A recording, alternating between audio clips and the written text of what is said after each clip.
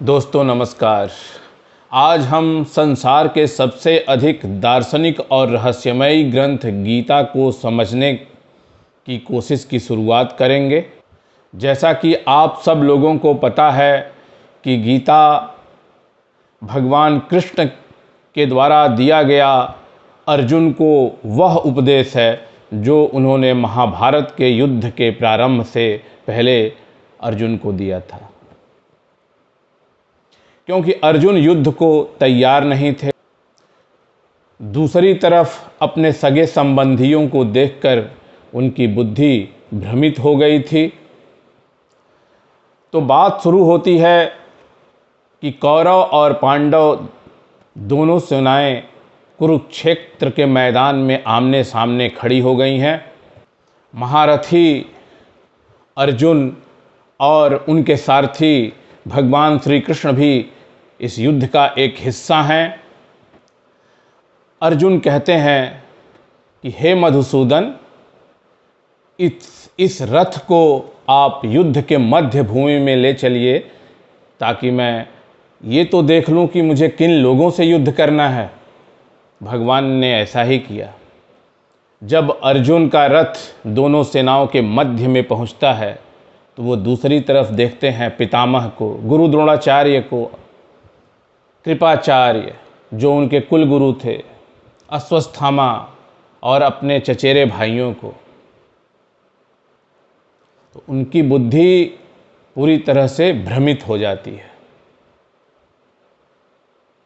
और जब मैंने पहली बार गीता पढ़ा तो जब चैप्टर 1 शुरू होता है, जब अर्जुन के रथ को भगवान श्री कृष्ण ने युद्ध भूमि के मध्य में ले जाकर खड़ा कर दिया, तब अर्जुन को मोह उत्पन्न हुआ और वो भगवान से कहने लगे। एक तरह से वो भगवान को ही उपदेश देने लगे।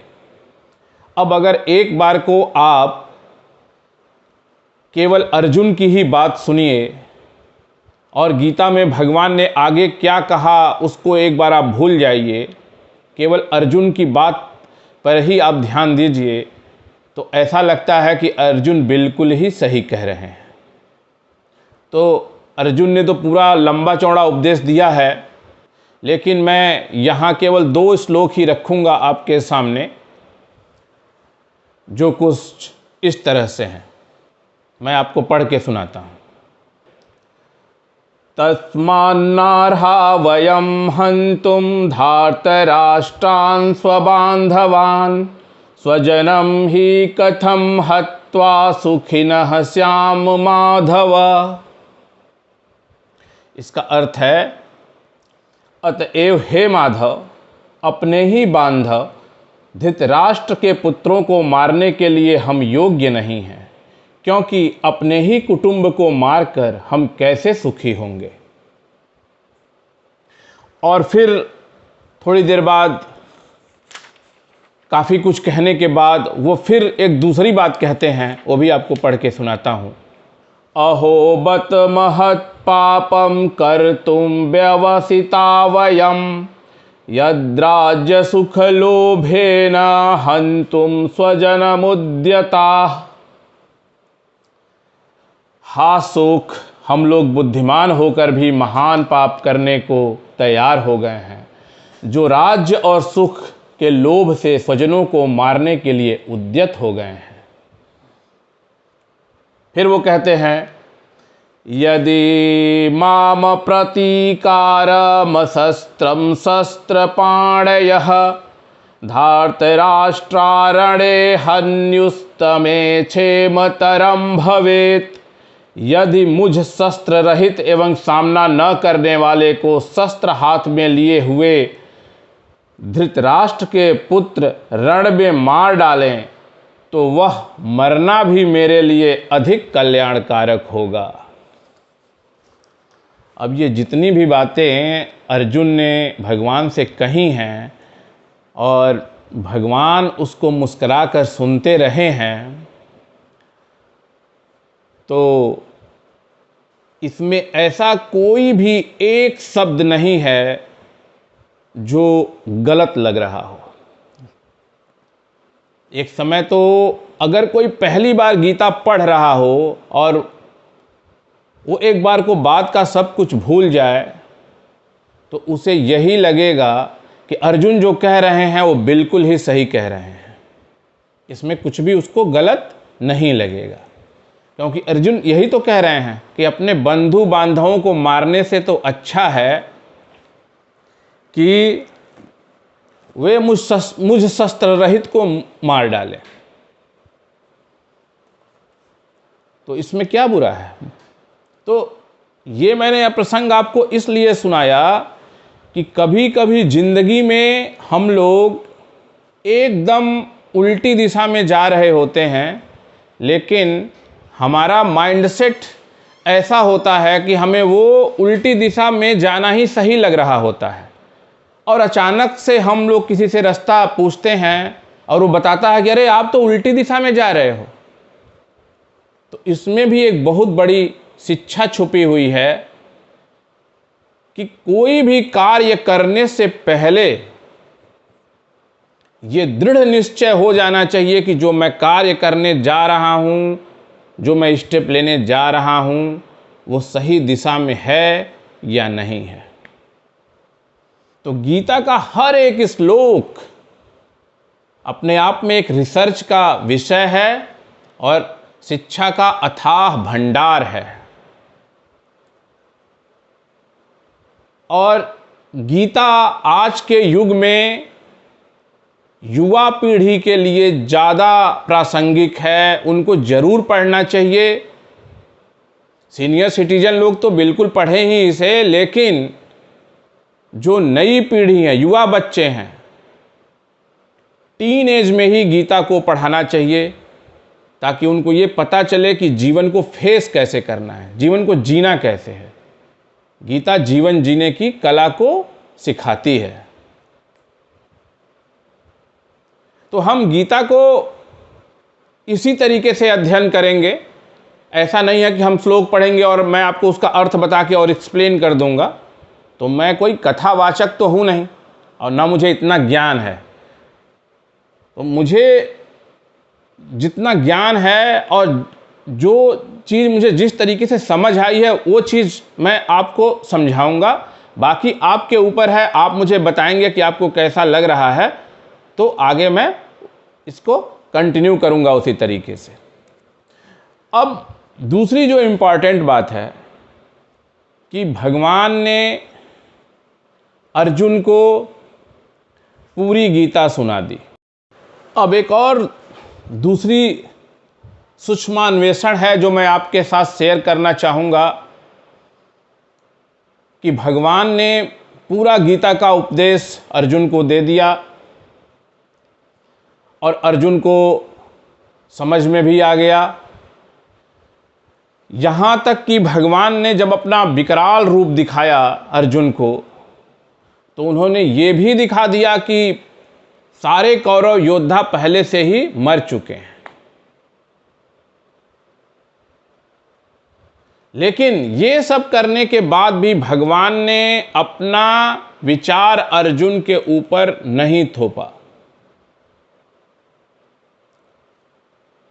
भगवान ने अर्जुन से क्या कहा, पहले वो सुन लीजिए। तो मैं आपको श्लोक सुनाता हूँ। मैं किताब पढ़ के मुझे सुनाना पड़ता है क्योंकि मुझे याद नहीं है। मैं कोशिश यही कर रहा हूँ कि धीरे धीरे चीज़ें लर्न हो जाएं, लेकिन थोड़ा समय लगेगा। तो मैं आपको सुनाता हूँ। इति ते ज्ञानमाख्यातं गुह्याद गुह्यतरं मया विमिश्य तदशेषेण यथेच्छसि तथा कुरु। इसका मतलब है, इस प्रकार यह गोपनीय से भी अति गोपनीय ज्ञान मैंने तुमसे कह दिया। अब तू इस रहस्य युक्त ज्ञान को पूर्णतया भली भांति विचार कर, जैसे चाहता है वैसे ही कर। मतलब पूरा ज्ञान देने के बाद, सब कुछ अर्जुन को बताने के बाद भगवान ने उनसे ये कहा कि अर्जुन, मैंने तुमको सब कुछ बता दिया है, लेकिन फिर अब बात है तुम्हारे ऊपर। अब तुम जैसा चाहते हो वैसा करो। तुमको मेरी बात माननी है तो मानो, लड़ाई करना है तो करो, नहीं लड़ाई करना है तो लड़ाई मत करो। तो भगवान ने यहाँ पे क्या संदेश दिया है? भगवान ने फिर एक बार वही संदेश दिया है कि भगवान कर्मों में इंटरफियर नहीं करते। भगवान कर्म के आधार पे सबको स्वतंत्र कर रखे हैं। इसलिए भगवान ने गीता में कहा है, कर्मण्येवाधिकारस्ते मा फलेषु कदाचन मा कर्म फल हेतुर्भुर्मा ते संगोस्तविकर्मणि। कि कर्म पे ही तुम्हारा अधिकार है, फल पे तुम्हारा अधिकार नहीं है। तो कर्म ही इंसान कर सकता है, कर्म की ही प्रधानता है। इसके बाद रामचरितमानस में तुलसीदास जी ने इसको सरल भाषा में समझाया है, कर्म प्रधान विश्व करि राखा, जो जस करहि सो तसु फल चाखा। तो अगर कोई गलत काम भी कर रहा है तो ऐसा नहीं है कि भगवान आके आपको रोक देंगे, आपका हाथ पकड़ के खींच लेंगे, लेकिन वो रिकॉर्ड में चला जाता है। वो पंचभूत के पास चला जाता है, पंचभूत उसकी गवाही देते हैं और उसके हिसाब से न्याय होता है। तो खैर, ये तो हमारी कहानी एक अलग डायरेक्शन में चली जाएगी, हम अपना ध्यान गीता की तरफ ही रखते हैं। तो भगवान ने जो है, चूंकि कर्म के आधार पर भगवान ने सबको स्वतंत्र कर रखा है, तो इसलिए यह स्वतंत्रता भगवान ने अर्जुन को भी दी। सारा गीता का ज्ञान देने के बाद भी भगवान ने अर्जुन को कहा कि अर्जुन, मैंने सब कुछ तुम्हें बता दिया, लेकिन अब तुमको जो करना है वो करो। तो लेकिन अर्जुन को तब तक ज्ञान प्राप्त हो चुका था। तो अर्जुन ने फिर धनुष उठाई और उसका टंकार किया, और फिर उसके बाद क्या हुआ आप सबको पता ही है, आप लोगों को। तो जो गीता का ज्ञान है उसको हम लोग अगर कैटेगराइज करना चाहें तो बेसिकली वो 3 कैटेगरी में हम उसको डिवाइड कर सकते हैं। कुछ श्लोक ऐसे हैं, कुछ ज्ञान ऐसा है जिसको एक आम आदमी अपने जीवन में इम्प्लीमेंट कर सकता है, जीवन जीने के लिए, रोजमर्रा के जो हम जिंदगी जीते हैं उसमें। जो दूसरा कैटेगरी है वो हमें आदर्श स्थिति में लेके जाता है। अगर एक हम आदर्श इंसान बनना चाहते हैं तो हम उनसे कोरिलेट कर सकते हैं। और जो तीसरी कैटेगरी है श्लोकों की, उसके लिए हमारी आध्यात्मिक अवस्था का बहुत ही उन्नत होना जरूरी है। वो बहुत ही रहस्यमयी ज्ञान है।